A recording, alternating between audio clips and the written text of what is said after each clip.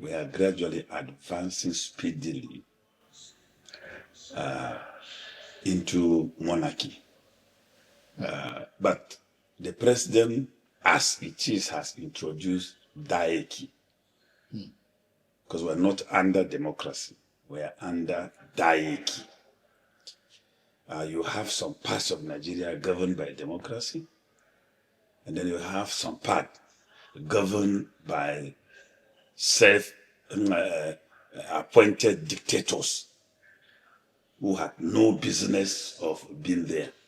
So the constitution was circumvented, and some trumped up security threats were manufactured just to accommodate the rejection of godfatherism, because the people of Rivers State rejected godfatherism.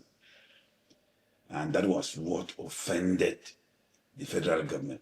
Because, the godson of the president, who is the minister of the FCT, actually lost almost all his investment in Rivers with the rejection of godfatherism by the people.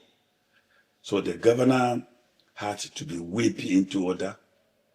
And so you shove him aside and put the resources of the state and the government at the disposal of an imposter, designated as a sole administrator. And the sole administrator, shamefully, had gone to present a budget. That same imposter had conducted elections. Yeah, how can you give what you do not have? It's an established legal principle. You cannot give what you do not have. The man has no relationship with democracy. So how can he donate democracy?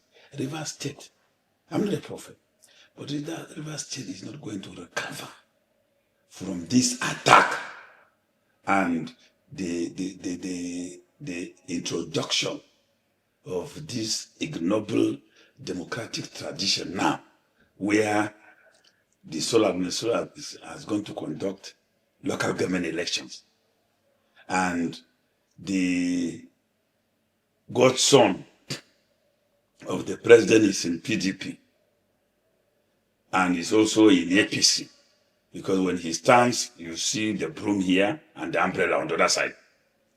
So the election is the rainbow of his personality now. So the governor will now come in. They will return him to power. So he has a very hostile House of Assembly that was PDP, and in the midnight metamorphosed into APC. Now they have also succeeded in putting up the local administration in the hands of APC. All this is struggle for the huge revenues of the people of Rivers. It's not about us, the well-being of the people. I've been to Port Harcourt a couple of times under this same state of emergency, but there has been no evidence of any threat. I even go out in the night to attend parties to test whether there was indeed some threat. I didn't even hear a gunshot for one day. So Port Harcourt is even more peaceful than Zamfara, than Kebbi, than Katsina, than Sokoto, than Kaduna, than Benue, than Plateau, where every week the population is mere statistics. So the whole thing about this state of emergency is trying to rescue a godson from disgrace. All right, so talk about the local government elections. It's been conducted, and then APC is said to have won 20, PDP to have won 3, yet Rivers State is supposed to be a PDP-dominated state. The FCT minister is said to be in PDP, and yet APC swept the whole Rivers. How do you see the whole election? Because a lot of people have described it in different terms. For you, how do you see it? I am not surprised No surprise. You see, there is an adage in Hausa that where you climb, that's where you descend. Now, let's look at the legal instrument that constituted that illegitimate regime called the sole administrator in Rivers. It was in complete violation of the 1999 Constitution. Complete. The Constitution empowers the president based on the receipt of some intelligence security report to take action to save the country. And about 5 conditions were listed under Section 205. Now, none of those conditions were met, even though it's an exercise of discretion, which the court has held that once a law confers power to exercise a discretion, it cannot be challenged. Nonetheless, the procedure outlined by the Constitution was not followed. The president was supposed to put before the National Assembly a proclamation for endorsement before he will constitute a government. But it was the other way around. While the proclamation was pending before the National Assembly, we saw the president with some of his family members in a cubicle in the villa inaugurating the sole administrator.